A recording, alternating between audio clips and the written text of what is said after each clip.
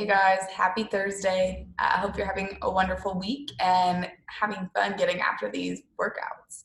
I know my favorite so far this week has been Hips Don't Lie. That was Coach Ewan's Spotlight workout. So if you didn't get after that one, I highly recommend that for a good burner. And it really wasn't too much of a burner, just kept your heart rate up. You knew you could get through it, so you just wanted to stay moving. So I thought that was fun. For today, we're going to get after a unilateral DT, meaning working all one side of the body at a time, like the hero workout DT, but it's going to be with dumbbells. So I'll break down what that looks like. But I think this should be a fun one as well, and definitely one that you can expect to see again. It'll be a benchmark one for sure. So we'll start with that question for the day. Today's question, real quick before I get into that, just a reminder that if you're doing classes, we have those at 5 a.m., noon, and 5 p.m., Monday through Friday. So today we have a 5 a.m., noon, and 5 p.m. You don't need to watch this. Your coach will break down the workout for you. If you're not jumping in on those classes, make sure you watch this. You can fast forward, go back, watch whatever you need to get the information you need on these. So I know they're a little bit long, but you can skip through if you already understand the workout pretty well.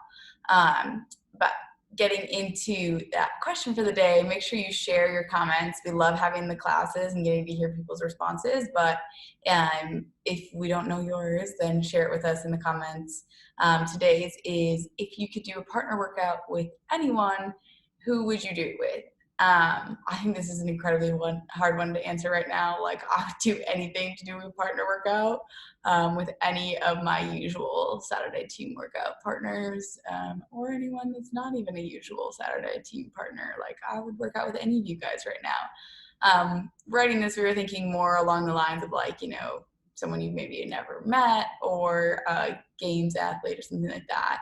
So I guess if I had to pick, like, somebody that'd be super fun to work out with that I don't know, that'd be pushing me outside my comfort zone anyway, to work out with somebody that I don't know. I would do a hero workout with Lynn Natman for sure. I would do any workout with Lynn Natman, or Chad, either one of those guys. That's because of comfort. I guess I'd probably like somebody that would be fun that I haven't really ever worked out with. I mean, obviously, like, Tia or Fraser would still be insane to work out with. They would crush me, but maybe one of them. So share a comment if you have somebody in mind. I know for me, comfort is a huge thing, so I would work out with somebody that I'm comfortable communicating with pretty well. Today, our warm-up, I'll show through that. We're gonna get that body good and primed, just get the heart rate up a little bit with some burpees, get some hamstring work in with some good mornings, fire up those legs for our PreWOD with some Lunge and Reach, and then again, those hamstrings with some RDLs and legs for the PreWOD with some air squats. So show that warm up for you. And then our PreWOD itself is 5 rounds. We're gonna go 5 to 8 tempo goblet squats. I'll show what that looks like. We've got that 3 count down, 2 count hold at the bottom, explode to stand, and then 1 count hold at the top. I'm going through 5 to 8 reps of that. I always say when there's like a scale, 5 to 8, it means the number that means that you're still hitting the focus, which is technique. Anytime it's a PreWOD, we're working on technique and building strength through proper movement and proper pathways. So if doing a 6th or 7th rep means that you're going to be giving us a crappy, no depth squat, or you're not able to hold in the bottom, then you should stop before you get to that ugly form. We can add weight here as fit. If you have, a barbell, use it. Otherwise, most of us here are going to be using kettlebells, dumbbells, going through that. Then we've got 5 split squats on the right and 5 on the left. Again, adding weight as seen fit, as your body can handle. We'll show those. So we'll get those legs good and burning with those 5 rounds, and then we'll hit unilateral DT. So you can take a look at that in the notes here. We've got deadlifts, hang cleans, push jerks, all on the right side. Then you'll do all those on the left, doing that for 5 total rounds. So really you're doing the same rep scheme 10 times, but you've got all on the right, then all on the left, right, left, doing that for 5 total rounds. That will be our workout. There is a 16-minute time cap. 1 round, we're looking at around 1 to 2 minutes. Around that 2 minutes is probably realistic for getting that whole right side and getting that whole left side in around 2 minutes. So looking for a goal time of anywhere to 7 to 12 minutes is just going to depend on your ability to grit it out and hold on to that dumbbell or kettlebell. We have plate options, so I'll show all those. And we'll hit a cool down together. So getting after that warm up first, we've got those 20 burpees. We've got some good mornings, some lunge and reach. We know all these movements for the most part. So burpees, right? Laying down, healing, getting out. Good after 20 seconds here. Then we'll go into 20 seconds of those good mornings. So I like to put my hands on my hips because that reminds me to shift my hips to the wall behind me. And I'm just coming back up. Getting a good hamstring stretch in here. Go through 20 seconds of good mornings. Then we get that lunge and reach. Lunge forward, reach up over your head, push off the ground. That good stretch in here. We'll go back to burpees. I can show a couple. Again, just laying down, peeling back up. Then we're gonna go single leg. We did these this week with some weight, but we're gonna go without weight, just warming up those legs. Single leg. RDLs. Working on our stability a little bit here too. Ooh, clearly working on that stability as I fall over. So we'll go through those, taking our time, and then we'll finish with 20 seconds, perfect air squats, making sure we're getting that full depth. Going through that for 4 total rounds. So 2 minutes to get through 1 round, go through 4, you'll be done in 8 minutes with your warm-up. For that PreWOD, let's break down those movements. We've got our squat. So we want those feet shoulder distance apart, outside of hips distance. So we don't want them directly into the hips. Take a step out, at least shoulder distance. Some people are going to go a little wider depending on your anatomy, but those feet out, turn the toes out slightly, send the hips back like you're going to sit into a chair and drive the knees out, getting that full depth. Let's just warm up a couple here. Now we're going to add that tempo. So we've got a 3 count down. If you want to put your hands out in front of you to help us on that stability, we'll go 1, 1,000, 2, 1,000, 3, 1,000. At the bottom, I'm active for 1, 1,000, 2, 1,000, and I explode to stand. So the difference between that 1, 1,000, 2, 1,000, 3, 1,000, that good hold here, and this is being active, right? So we want to make sure that in that position, we're squeezing everything, pushing the floor away, 2 count hold, explode to stand. What we can do is add a goblet, so either kettlebell, dumbbell, anything you've got. If you've got a barbell, you can go front or back rack, whatever you choose there. We're going to probably, like I said, most of us are going to be using that dumbbell or kettlebell, holding that nice and close, keeping the chest up, 1, 1,000, 2, 1,000, 3, 1,000, that active 1, 2, explode. Show that again from the front. 1, 1,000, 2, 1,000, 3, 1,000. Good and active in that 2 count hold. Explode. So we'll go through 5 to 8 reps of those. If you don't have a dumbbell or a kettlebell and you have a plate, you can still use a plate, holding on to that in that front rack. You can hug it, still get through that same movement. Good and active for 1, 2, explode. So lots of options, no weight, not a problem. So just do body weight, really focus on that tempo for sure. The next movement we have is the split squat. So getting into the split squat, you want to think about your hips moving up and down. So you're going to create a nice little 90-degree angle in your front and back leg. And your hips are only going to move vertically. So I like to get a good set base. You should have a slight bend at the beginning. Think about pulling and activating so that your hips are squared up. Both back leg and front leg should be turned on in this hangout position. And you're going to lower yourself to the ground and explode up. When I explode up, notice I don't push back into that back leg, because then my hips will be shifting back and forward. So just here, you pull yourself down to the bottom, and then you drive off the ground to the top, activating that back leg and that front leg to stabilize.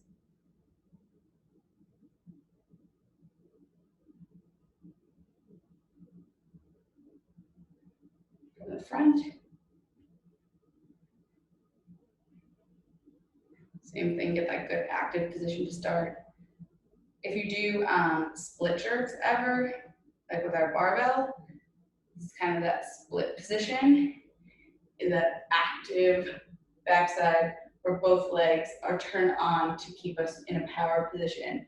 So what I mean by that is if you have your back leg kind of relaxed, then you're gonna lunge forward.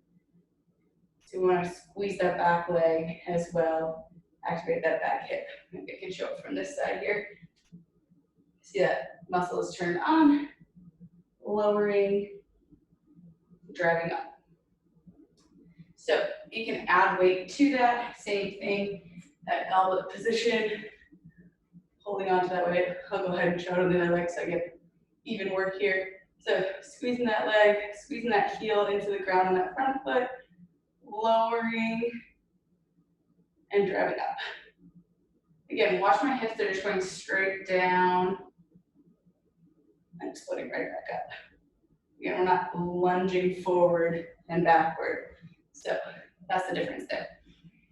If you choose to, you can put a leg up on your couch and do these and lower and explode. That should be the same focus. It can sometimes put a little stress on the top of your knee, but you can still do 5 of those as long as you're still getting that full depth. Sometimes we lose the activation. I can even show it with my chair here. You can put your foot up on something. Hips are still moving straight up and down. And notice again, I'm never like locking out that front leg. It's always got a little bit of a bend. So regardless, got a slight bend in that front leg when you get started and when you finish. All right, so go 5 right, 5 left, and then go right back into that tempo. That is our PreWOD. Option to add weight, barbell, dumbbell, kettlebell, plate.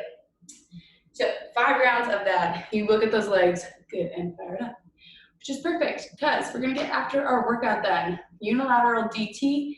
I will show each of these movements and then I'll show a little bit of what a round would look like. So we've got deadlift first. We warmed up those hamstrings, right, with our good mornings and our single leg work. You got a kettlebell, dumbbell, whatever the case. We're doing a little bit different kind of deadlift for these. So only one head of the dumbbell has to touch, super nice. We want those feet directly underneath our hips, and we're gonna hinge and send that weight to the ground, and then stand. Trying to only bend the mid leg slightly, we're deadlifting, not squatting. Chest angle stays up, dumbbell stays nice and close to the body. Pushing off of both legs to stand. So one thing with this, obviously the dumbbell is going to start on the ground, can be up like this, and then feet directly under the hips, soft bend in the knees, hinge, chest up, get a hold of that dumbbell, squeeze to stand. We've got 12 reps there. To get warmed up, let's go ahead and get in 3 reps on the right, chest is up, 3 reps on the left. Again, we're hinging with this movement. We're not squatting the dumbbell down to the ground. We're hinging, then dropping those hips. So once you get to your knee, then your hips and shoulders, your knees can bend, your hips and shoulders can go down together, right? And drive back up. So you don't have to stiff leg it. You're not just reaching to the ground. You should have slight bend. It's just we're not squatting your hips all the way down. So again, hips and shoulders, so hinge and then lower. From the ground, you're already in that bent knee, chest up, hips up. Hips and chest are gonna rise at the same time. Squeeze to stand. All right, hips and shoulder, watch those move together. Right, and then rise to stand. That is our deadlift. Awesome. Next movement we have is our hang clean. So with that, your last deadlift will get you to the hang position, and this movement starts at a standing position. For our clean, we want to think about kind of a little bit of a kettlebell swing movement. So keeping that arm nice and close along the bikini line, explode through the hips. When we explode through those hips, we're just going straight to stand. Right when I exploded through the hips and rocking through, just explode to stand. Shrug that weight close and punch under. So it's gonna look like this. I'll show it with the dumbbell. Gonna have that weight, single arm, get it through at the bikini line again, explode and punch under. So if you're letting that weight get out, then it's gonna crash on you. You wanna keep it nice and close. Think about shrugging, pulling that dumbbell as close to the body as you can, and punching under, meeting in that hang power position. So power, stand up. Let's go 3 on the right and 3 on the left to get warm.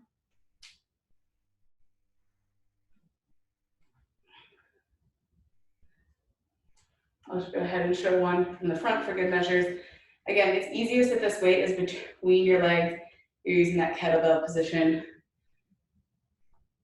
punching under, and then standing up.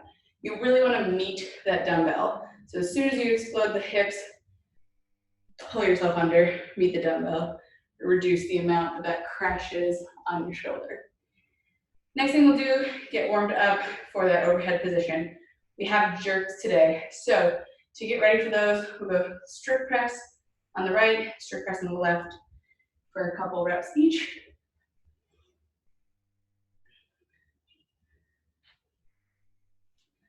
Switching air sides. Then we're gonna add just a dip drive, so it'll become a push press here. Bring it up to the shoulder, you're gonna dip, drive it up overhead. In all of this, we're in our power position or our jump stance. Sorry, we're in our jump stance. We're gonna land in our catch position, which is more of a quarter squat. So jump stance, feet directly under your hips, catch, move those feet out just a little bit. So what that's gonna look like with the jerk is a dip, drive, punch yourself under, move to that catch position. So jump position, dip, drive, punch, and reset. Let's warm it up with 3 on the right and 3 on the left.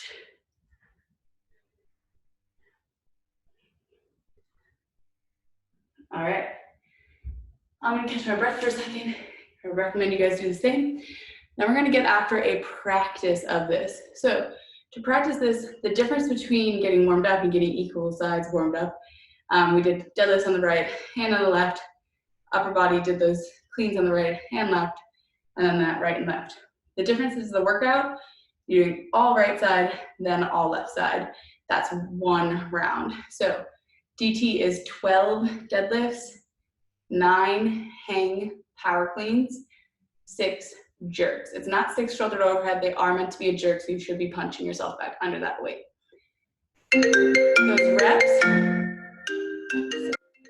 Those reps start and end at specific places. So I'm going to show those movements and just talk about that completion of the rep. So deadlift obviously starts on the ground.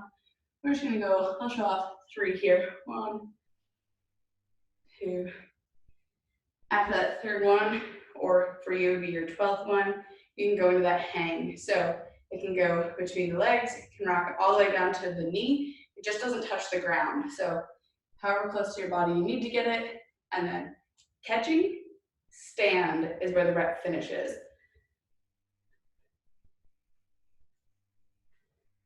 Then from there, we go to that jerk. Again, it's a dip drive, punch under, stand is where that finishes. So we don't want to go from here back to the shoulder.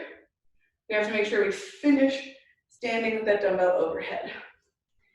So you'll get after the full right side, then you go deadlift left, you go those cleans,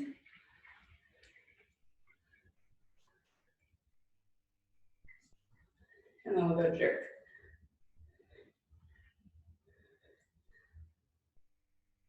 So getting after that for 5 total rounds.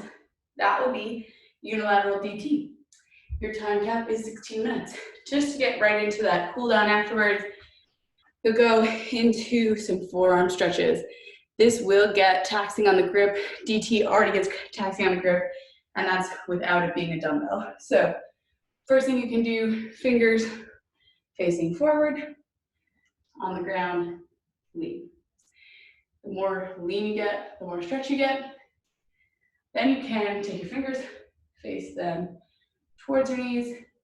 So you get those wrists and forearms. Go for 1 minute there. And you go palms together.